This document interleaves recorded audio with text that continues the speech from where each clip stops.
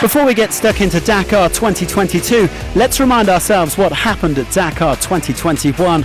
There were thrills and spills galore in the bikes, with no fewer than 7 different riders leading the standings over the course of the rally. Several big names, including the former winner Matthias Wagner, saw their prospects dashed in the early stages.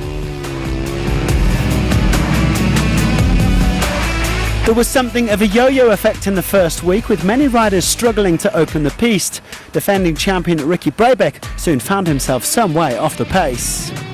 Meanwhile, riders of all levels, from the elites to the rookies via the original by Matul, struggled with the rocky enduro-style tracks.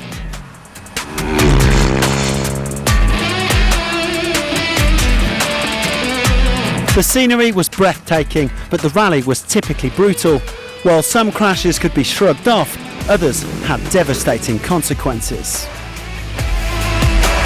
Ross Branch here undone by a blocked chain.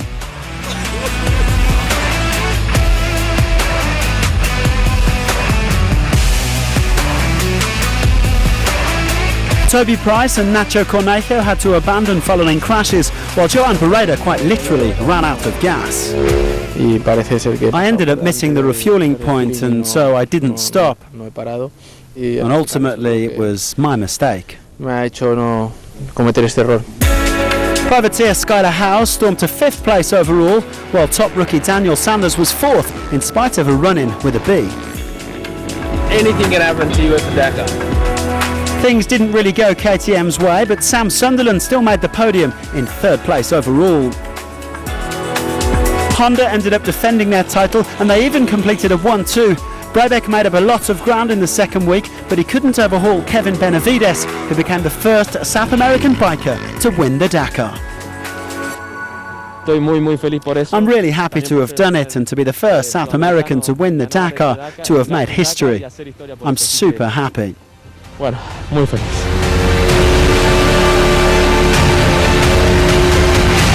There was a double celebration for Argentina as Manuel Andujar secured his first Dakar victory in the quads. It's a very emotional moment, standing here having won the Dakar. I don't have the words to describe the emotions I'm feeling. Well, so much for Dakar 2021. Now it's on to the battle for glory in 2022. As ever, there's a stacked field in the bikes, where Honda are gunning for a 3rd straight title. They have Ricky Brabeck, Joan Barreda, Nacho Cornejo and new boy Pablo Quintanilla, who recently won the prestigious Morocco Rally. I feel good, very comfortable on the bike.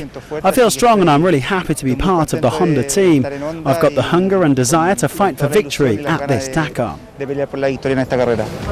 Quintanilla's former team Husqvarna are represented by Luciano Benavides and Skylar Howe, who earned himself a full factory ride with his brilliant 5th place last year. Yamaha had a miserable Dakar 2021, with all 5 riders failing to finish, but Adrian van Beveren, Andrew Short and Ross Branch are back with an upgraded bike.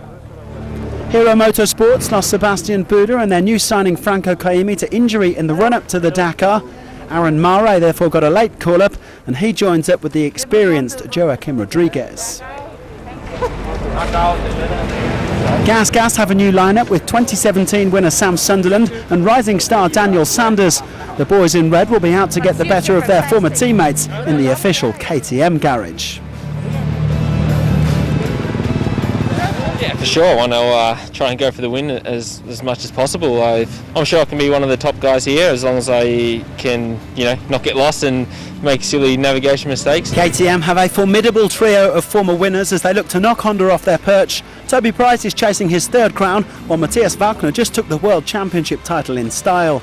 Finally, there's defending champion Kevin Benavides, who's traded Honda for KTM. Let's find out a little bit more about the man who'll be sporting the number 1.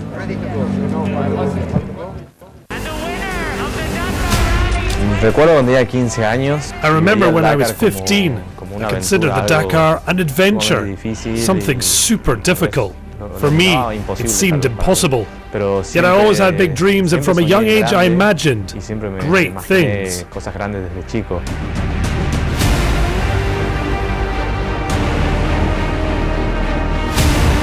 En el año 2016 yo fui como In 2017, I was a rookie, like an amateur. It was my first race and I had very little rally experience.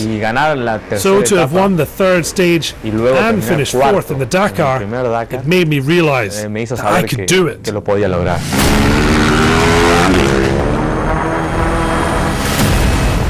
Muchos altos y bajos. I've had many highs and lows.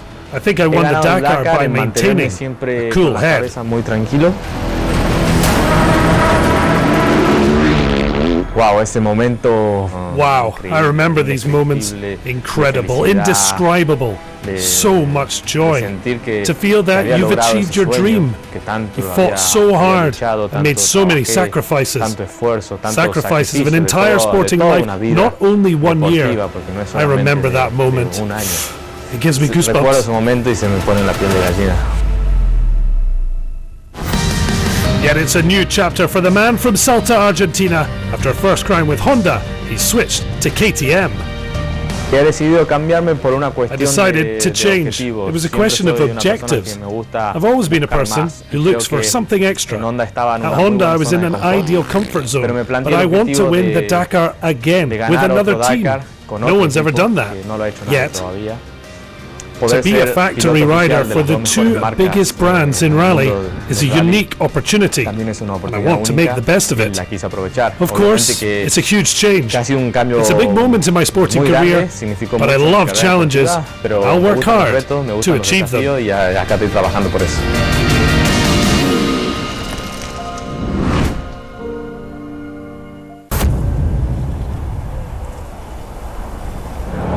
Of course, the bikes is not just about the elite teams. There are 32 riders and 1 quad in original by Motul, including the entire 2021 podium. Benjamin Molot for his 11th Dakar, 2020 winner Emmanuel Gienez for his 12th, and Arunas Gelasninkas hoping to retain his crown.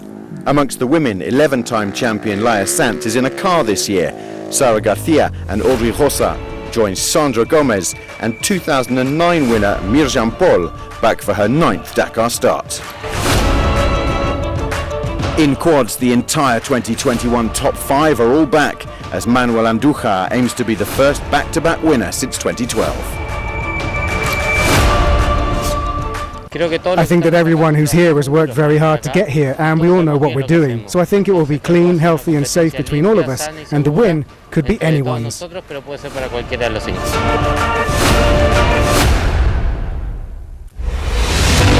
And so to the first official stage of Dakar 2022.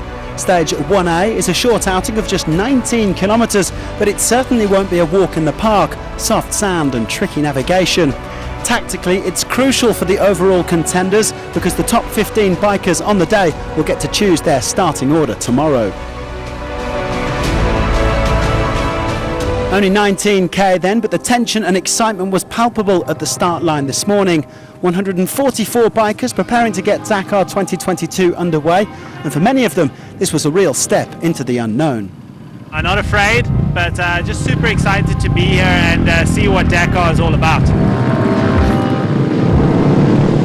For me, everything's a bit new today. My objective is to learn every day and get to the finish line every day. I am a bit nervous, but everything's fine. Let's do it. I feel pretty good, excited. I have to just stay calm and find my feet because it's only the start, we've got 2 weeks to go. But I'm excited, yeah, I really can't wait to start. Well, the 117 Rally 2 riders were followed into the stage by the 27 elites in the Rally GP class. Now Rui Gonçalves is riding his 2nd Dakar this year for the Sherco factory team. He wants to improve on 19th place last year. The Portuguese rider slightly misjudging a dune here. That cost him just a little bit of time. He was just outside the top 20 on the day. Skyler Howe says that he's playing the long game. He eased off a bit today. With the gaps at the finish line being multiplied by 5, he finds himself nearly 9 minutes off the pace, but he knows this is only the beginning. Nacho Cornejo is 8 minutes and 45 back. The Chilean was right up there last year until a nasty crash forced him to abandon. He's been working hard all year for this Dakar and he didn't seem too phased about losing time today. Matthias Walkner enjoyed the stage, even if he did have a few dicey moments in the soft sand. Scary at some points, he said. The world champion pushing all the way through and coming 5th. That leaves him around 2.5 minutes back.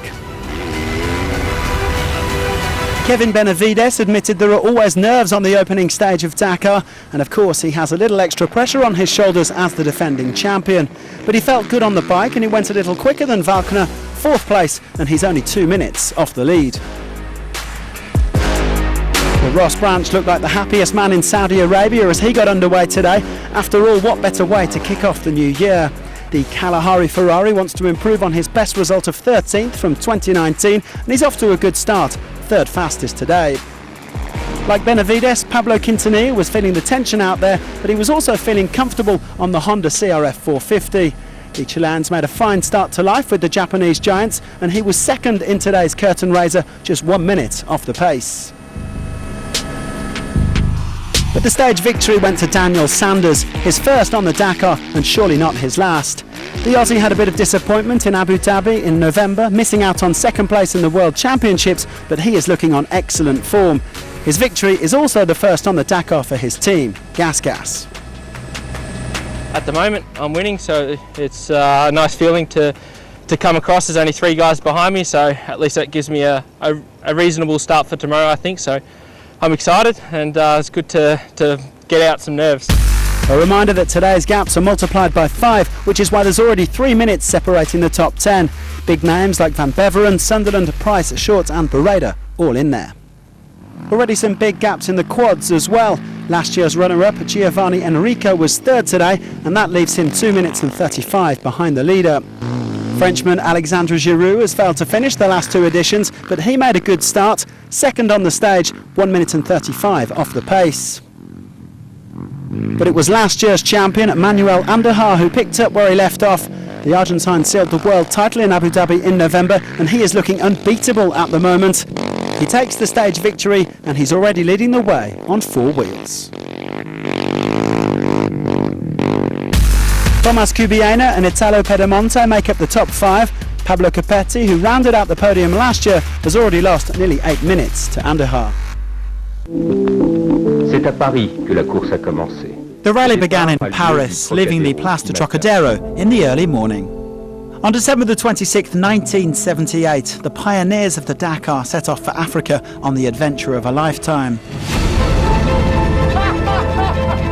After a prologue in Montlhéry and a boat crossing from Marseille, it was on through Algeria, Niger, Mali, Upper Volta and Senegal. 182 vehicles took part in this first Dakar, embracing its challenges and discovering the unique spirit of the rally embodied by its creator, Thierry Sabine.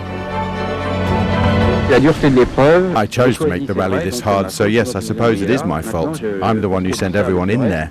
But all the sand and dunes, that's the race. On a race like the Route du Rhum, where the sailors are being thrown about by giant waves, they don't go complaining to the organisers. After 18 days and 10,000 kilometres, 74 hardy souls reached the finish line on the shores of the Dakar beach. It's a new chapter in the history of the Dakar. The Dakar is a nomadic event. It's been all over Africa. This year we're changing continents and really getting to the heart of what makes the Dakar so enriching, human adventure. In 2009, a change of scenery as the rally sets up shop in South America. It's absolutely crazy. I don't know how many people there are, but easily 1 million. It's bonkers. They're mad for Dakar. It's literally a sea of people. It's incredible, it's huge.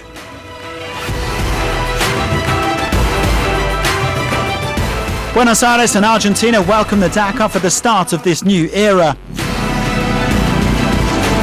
The rally stays in South America for a decade between 2009 and 2019 and continues to broaden its horizons, discovering all that Chile, Peru, Bolivia and Paraguay have to offer. The Dakar opens the doors of its 3rd chapter in 2020 by heading to Saudi Arabia with a terrain that's ideally suited to rally raid. The old guard quickly adapt to their new surroundings as the rally successfully reinvents itself once again.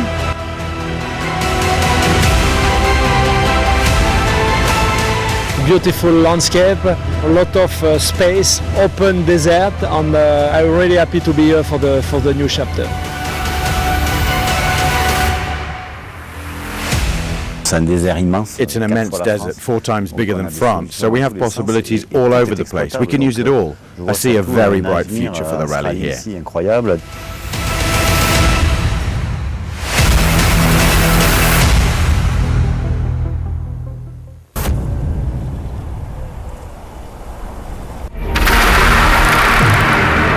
The new year 2021 dawned over the Saudi sand, and the last Dakar rally for the cars under the old technical regulations proved as demanding and brutal and exciting as ever.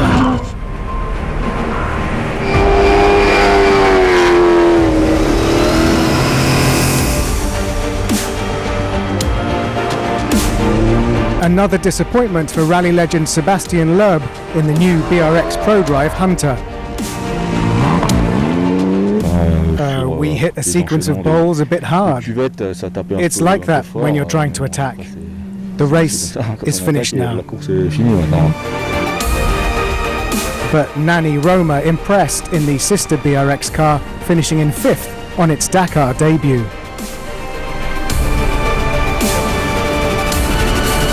For the rest, it was a straight fight for honours between regulars Jacob Czergonski, Stefan Petterhansel, Nasser Al-Attiyah and Carlos Sainz.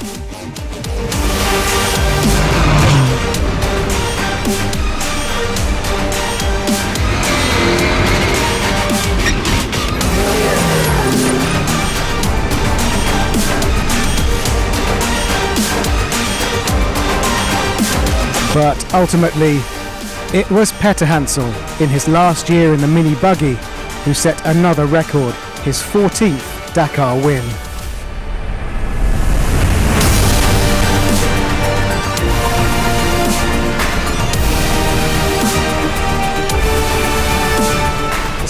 There's always so much pressure. You need to go flat out. You need the complete package, a good team, a good car, of course a top co-driver. Despite all that, you can quickly make an error, so to win a 14th time, it's important. The perfect way for Mr. Dakar to mark the end of an era, a double podium for the mini team with Al-Attiyah in 2nd place.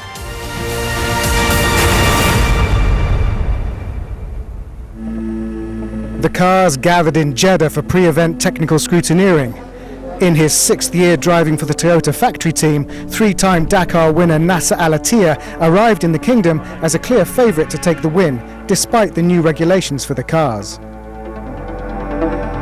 We are doing many races, in South Africa, and with the new car, and we do a lot of testing, and we are quite happy, to have this performance. I think we are really ready, but Dakar is Dakar. The Bahrain Raid Extreme team have made a step for year 2 with the ProDrive Hunter, adding a 3rd car for Orly Terranova to the impressive lineup of Sébastien Loeb and 2-time Dakar winner Nani Roma. The new thing is the car. It's a completely different type of car, T1 Plus. It's wider, big wheels, more suspension travel. This means many new things. It's a great car, but we don't know how competitive we will be against Toyota and Audi. This is my 26th Dakar. It's something that continues to motivate me and make me happy. I'm always learning every time. Saudi Arabia is a new landscape, new terrain, different to South America, a bit more like Africa. I'm surprised every year, and every year I learn. Compatriot to Roma and making the switch from bikes to cars just like he did is Spanish star Laia Sanz, driving for the X-Raid mini team for her 12th entry on the Dakar. First of all, we have 2 wheels more, and then of course to be with a co-driver is something new for me. You really need to trust him, and for me it will be quite strange because I'm used to doing it by myself, and of course I need to learn driving the car. Making its debut this year is the Audi RSQ e-tron, a new concept in how to power through a cross-country rally. The powertrain is fully electric, while the battery is charged by an onboard combustion engine. The car may be brand new, but the driver lineup is familiar. Dakar winner and World Rally champion Carlos Sainz, DTM World Rallycross and Pure TCR champion Matthias Ekstrom, and 14-time defending Dakar champion Stefan Petterhansel. I've been in motorsports from the age of 18. It brings me balance, but also a lot of adrenaline. As soon as I don't race for 3 or 4 months, I miss something. Motivation isn't hard to find. Out of all the titles I've won, last year's success would place on my overall Dakar podium. 14 wins for the Frenchman, 8 in a car after 6 on a bike, but which 3 make Mr. Dakar's title-winning podium? The first victory on a bike, of course, and then there was the first win in a car in 2004. In truth, I could choose another that was equal to last year's victory. That was when I was at Peugeot and fighting it out with Seb Loeb. That one was intense. So 2021 and 2017 are tied for third. To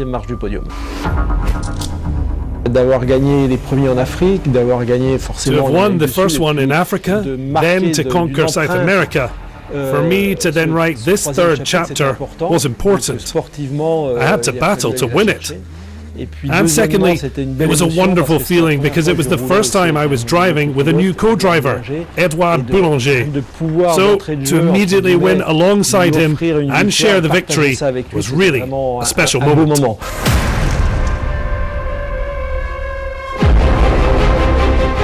Quand j'ai entendu parler du projet, when I heard about the project and the technical solutions, and that it was Audi behind it, I thought it was something I'd like to see and be part of the adventure.